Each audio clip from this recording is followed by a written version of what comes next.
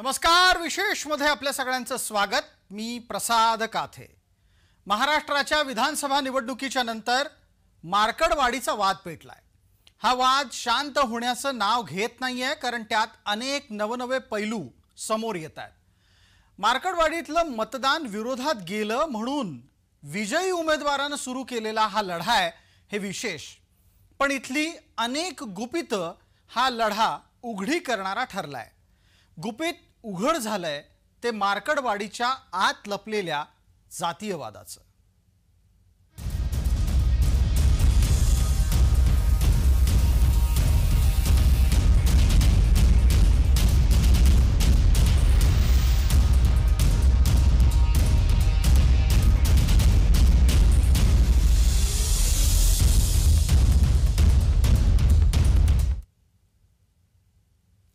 ईव्हीएमचा विरोध करायचा म्हणून मार्कडवाडीमध्ये मतपत्रिकेसाठीचं आंदोलन उभारलं गेलं। या मतपत्रिकेच्या आंदोलनाचा विरोध करण्यासाठी सदाभाऊ खोत आणि गोपीचंद पडळकर मार्कडवाडीमध्ये पोहोचले। त्या निमित्तानं मार्कडवाडीची खरी कहाणी उलगडायला लागली।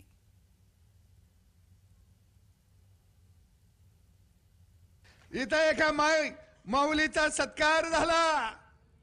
अरे तिच्या पतीला तुम्ही बूथवर बसू दिलं नाही, पण आमची झाशीची राणी त्या बूथवरती उभा राहिली आणि लोकशाही वाचवली। पवार साहेब, जर माय माऊली जर आपल्या बूथचं संरक्षण करत असेल तर तुमचा राष्ट्रवादी पक्ष हा पक्ष नाही, तर ही तुमची गुंडांची टोळी आहे, गुंडांची आणि लुटारूची टोळी आहे। अरे माझं रक्ता मांसाचं गाव आहे, माझ्या पै पाहुण्यांचं गाव आहे, 90% इथं धनगर समाज राहतो। आणि मग माझी जबाबदारी वाढली की अरे धनगरांनाच पुढे काय केलं की म्हणजे या महाराष्ट्रातला धनगर समाज लोकशाहीच्या माध्यमातून जी निवडणूक प्रक्रिया पार पडते त्याच्या विरोधात आहे असं वातावरण करण्याचं महापाप शरद पवारांनी केलं, म्हणून आम्ही मार्कडवाडीमध्ये आज आलोय। माझं मत असं आहे की माझं मत गेलं कुठं हे विचारण्याचा आणि हे गेलेलं मत हे कुणाला गेलंय, मी कुणाला दिलंय त्याचा राईट हा माझा आहे। माझ्या मतदारसंघामध्ये असं घडलं की मी उत्तमराव जानकरांनी दिलेलं माझं मतच मला आलं नाही। कोणतीही मशीन असेल, जगामधलं कुठलंही साधन असेल, माझं मत माझा तो संविधानिक अधिकार आहे, मूलभूत अधिकार आहे, आणि माझं मत कुठं गेलं हे शोधण्याचाही मला अधिकार आहे, आणि तो अधिकार मला घटनेनं दिलेला आहे आणि ते मी शोधल्याशिवाय राहणार नाही।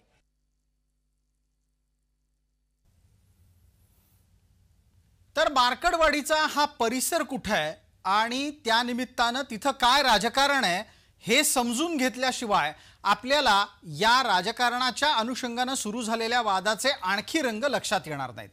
ते एकदा आपण ग्राफिक्सच्या माध्यमातून पाहणार आहोत।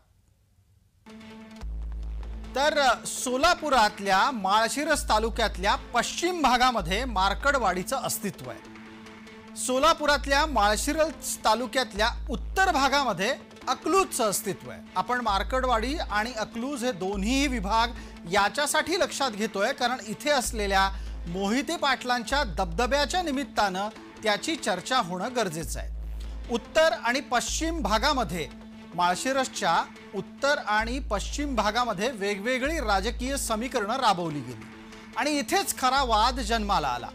माळशिरसच्या पश्चिम भागामध्ये धनगरांचं वर्चस्व आहे, तर उत्तर माळशिरस भागामध्ये मराठ्यांचं वर्चस्व आहे आणि माळशिरस मधला हा धनगर विरुद्ध मराठा संघर्ष गेल्या अनेक वर्षांचा आहे। या संघर्षाला कारण ठरलंय ते मोहिते पाटील घराण्याचं आजवरचं राजकारण। या घराण्याचा इथल्या राजकारणावर दबदबा आहे। स्थानिक राजकारणामध्ये त्यांनी पश्चिम माळशिरसकडे कायम दुर्लक्ष केलं असा आरोप केला जातो। शंकरराव मोहिते पाटील असतील, त्यांचे सुपुत्र असलेले दोन मोहिते पाटील आता फोटोमध्ये आपल्या सोबत आहेत, विजय सिंह आणि इतर, तसंच पुढची पिढी म्हणून ज्यांच्याकडे पाहिलं जातं ते रणजित सिंह मोहिते पाटील सुद्धा या चित्रात आहेत। ही सगळी मंडळी धनगर बहुल माळशिरसवर अन्याय करतात असा आरोप सातत्यानं लागत आलाय आणि माळशिरस मधल्या मरकडवाडीतलं मतदान हे मोहिते पाटलांच्या विरोधात का जातं त्याचं उत्तर इथं सापडतं।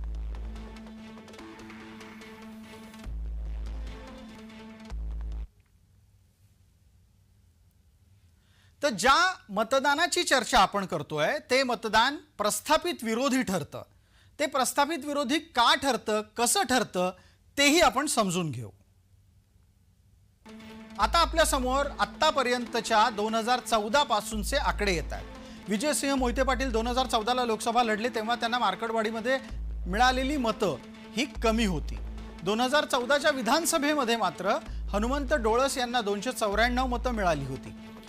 लोकसभेच्या 2019चे आकडे समोर आहेत। रणजितसिंह निंबाळकरांना संजय मामा शिंदेपेक्षा जास्त मतं मिळाली। उत्तम जानकर जे आता वादाच्या केंद्रस्थानी आहेत त्यांनी मार्कडवाडीत 2019च्या विधानसभेत भरपूर मतं घेतली होती। धैर्यशील मोहिते पाटील यांना लोकसभेत भरपूर मतं मार्कडवाडीनं दिली, पण तीच मार्कडवाडी राम सातपुतेंच्या पाठीशी विधानसभेच्या 2024च्या निवडणुकांमध्ये उभी राहिली। आकडेवारी याच्यासाठी समोर आणली जाते कारण या निमित्तानं आपल्याला 2014 पासून 2024 पर्यंतच्या निवडणुकीचे सगळे आकडे टप्प्याटप्प्यानं समोर यावेत आणि या निमित्तानं मार्कडवाडीचं मतदान हे कायम प्रस्थापित विरोधी आहे हे पुराव्यानिशी सिद्ध व्हावं। आता यातला जो महत्त्वाचा भाग आहे तो असा की हे सगळे आकडे एकच गोष्ट सातत्यानं सांगतात की पहिल्यापासून विजयसिंह मोहिते पाटील असोत किंवा मोहिते पाटलांचा कोणीही उमेदवार असो, मग दस्तूरखुद्द विजयसिंह मोहिते पाटलांपासून त्यांचे समर्थक असलेले हनुमंत डोळस असोत की पुढे जाऊन इतर कोणीही, प्राप्त स्थितीमध्ये जेव्हा जेव्हा विजयसिंह मोहिते पाटलांचा एखादा माणूस उभा राहिला तेव्हा मार्कडवाडी त्याच्या विरोधात गेली आणि त्याचेच आकडे तपशिलामध्ये उभे येत आहेत, समोर येत आहेत। आता उत्तम जानकर ज्या वेळेला विजयसिंह मोहिते पाटलांच्या विरोधात होते त्यावेळेचे आकडे पहा आणि हेच उत्तम जानकर नंतर विजयसिंह मोहिते पाटलांचे म्हणून उतरले मैदानात तेव्हाचे आकडे पहा।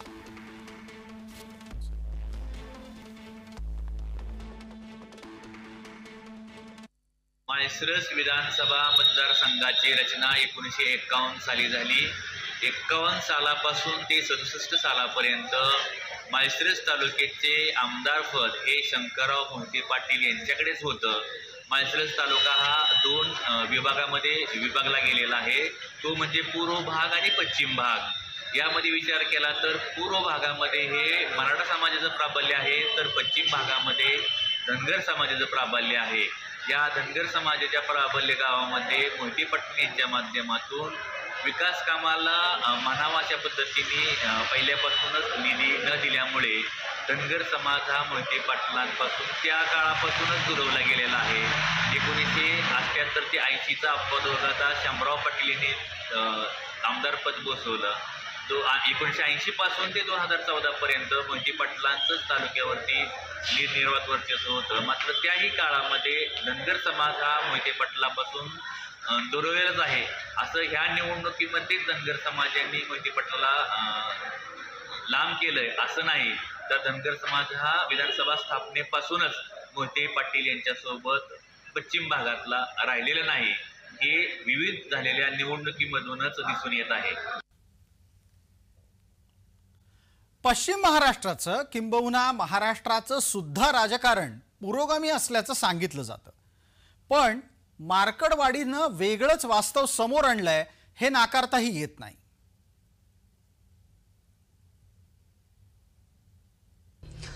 मुळामध्ये आपण मार्कडवाडी हे जे गाव आहे आणि एकूण माळशिरस तालुका तिथलं एकूण राजकारण आणि एकूण सामाजिक परिस्थिती आपण खरं तर लक्षात घेतली पाहिजे।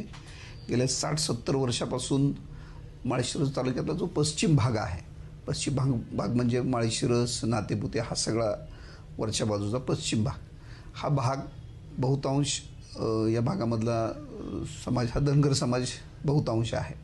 आणि हा सुरुवातीपासून मोहिते पाटलांना विरोध करणारा, म्हणजे अगदी तुम्ही 1950-60 पासून जर मागे इतिहास पाहिला तर हा भाग मोहिते पाटलांना कायम विरोध करणार आहे. त्यामुळं एका बाजूला निधी आला, कधीच पिढ्यानपिढ्याची माहितीच नव्हतं, तो निधी गावात आला, त्यातनं काही कामं झाली. आणि दुसरं म्हणजे मोहिते पाटलांना विरोध करणारा माणूस जो त्यांचा नेता खऱ्या अर्थानं उत्तम जानकर होता समाज म्हणून, धनगर समाज, पण तोच मोहिते पाटलांना जाऊन मिळाल्यामुळं त्याच्याविषयी लोकांचा राग होता, सगळे लोक त्याच्या मागे गेले नाहीत. आणि दुसऱ्या बाजूला राम सातपुतेसारखा एक तरुण नेतृत्व आणि विकास निधी मोठ्या प्रमाणात आणला, त्यामुळे या सगळ्या भागातली लोक रामभाऊ सातपुतेंच्या मागं उभी राहिली. आपण चर्चा फक्त मार्कडवाडीच करतोय, पण बहुतांश भागामध्ये हीच परिस्थिती आहे.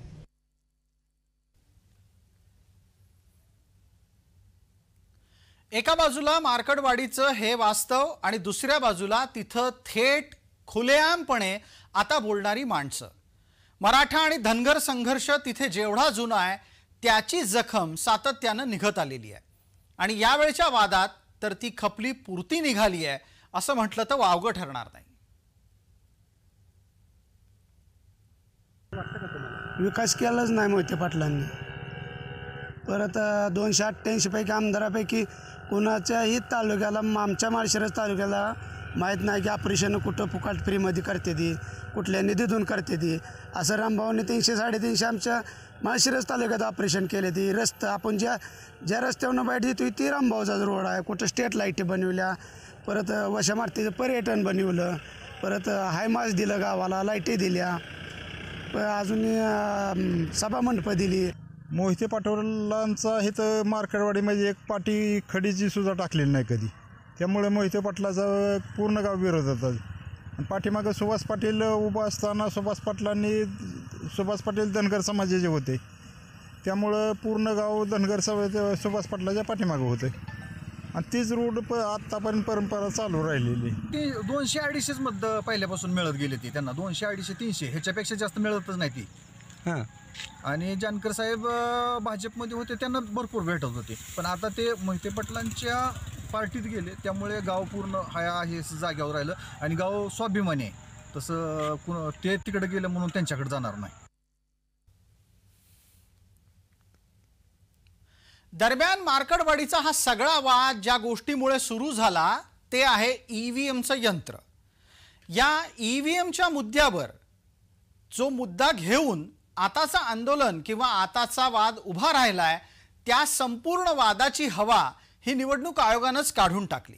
आणि त्यासाठी निवडणूक आयोगानं जी तथ्य मांडली आहेत ती पुरेशी बोलकी आहेत.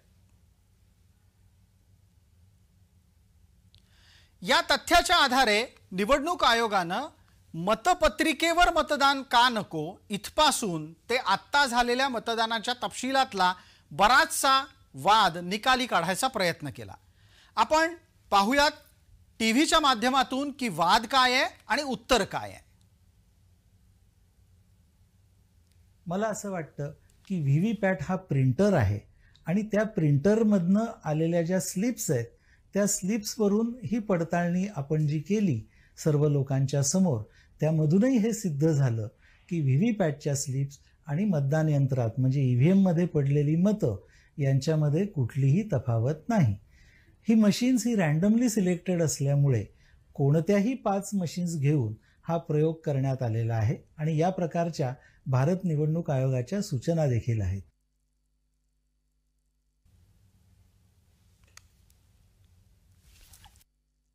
मला असं वाटतं की व्हीव्हीपॅट हा प्रिंटर आहे आणि त्या प्रिंटरमधनं आलेल्या ज्या स्लिप्स आहेत त्या स्लिप्सवरून ही पडताळणी आपण जी केली सर्व लोकांच्या समोर, त्यामधूनही हे सिद्ध झालं की व्हीव्हीपॅटच्या स्लिप्स आणि मतदान यंत्रात म्हणजे EVMमध्ये पडलेली मतं यांच्यामध्ये कुठलीही तफावत नाही. ही मशीन्स ही रँडमली सिलेक्टेड असल्यामुळे कोणत्याही 5 मशीन्स घेऊन हा प्रयोग करण्यात आलेला आहे आणि या प्रकारच्या भारत निवडणूक आयोगाच्या सूचना. आपण निवडणूक आयोगाचे महाराष्ट्रातले मुख्य अधिकारी अर्थात ज्यांना मुख्य निवडणूक अधिकारी म्हणून केंद्रानं पाठवलंय त्यांची प्रतिक्रिया पाहिली. डॉक्टर किरण कुलकर्णी असं त्यांचं नाव आहे आणि त्यांनी सांगितलं की कशा पद्धतीनं मतचिठ्ठ्यांच्या माध्यमातून मतपत्रिकेवर आंदोलन किंवा मतपत्रिकेच्या साठी आंदोलन करणाऱ्यांचे दावे हे पोकळ ठरत आहेत. आपण अधिक तपशील पाहणार आहोत की ज्यात आपल्याला लक्षात येईल की आंदोलकांचे दावे हे वस्तुस्थितीला धरून का नाहीत।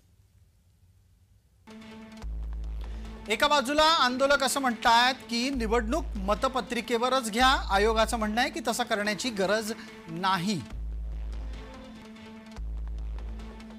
मतदान कुणाला गेलं ते सांगा, त्यावर आयोगाचं उत्तर आहे की मतचिठ्ठी उपलब्ध आहे, व्हीव्हीपॅट मध्ये आलेली चिठ्ठी म्हणजेच मतचिठ्ठी। आंदोलकांचं म्हणणं आहे की मतचिठ्ठीवर भरोसा कसा ठेवायचा, त्यावर आयोगाचं उत्तर आहे की मतचिठ्ठ्या या सगळ्यांच्या समोर मोजल्या जातात आणि महत्त्वाचा मुद्दा इथेच नोंदवायला हवा की 23 नोव्हेंबर 2024 म्हणजे ज्या दिवशी मतदान केंद्रातलं मतदान मोजलं गेलं त्याच दिवशी मतचिठ्ठ्या सुद्धा मोजल्या गेल्या आणि इतकंच नाही तर मोजली गेलेली प्रत्येक मतचिठ्ठी ही त्या मतदान यंत्रातल्या मतदानाशी जोडली गेली आणि त्यामुळे मतदान यंत्रातलं मतदान आणि मतचिठ्ठ्यांमध्ये झालेलं मतदान एक समान निघालं।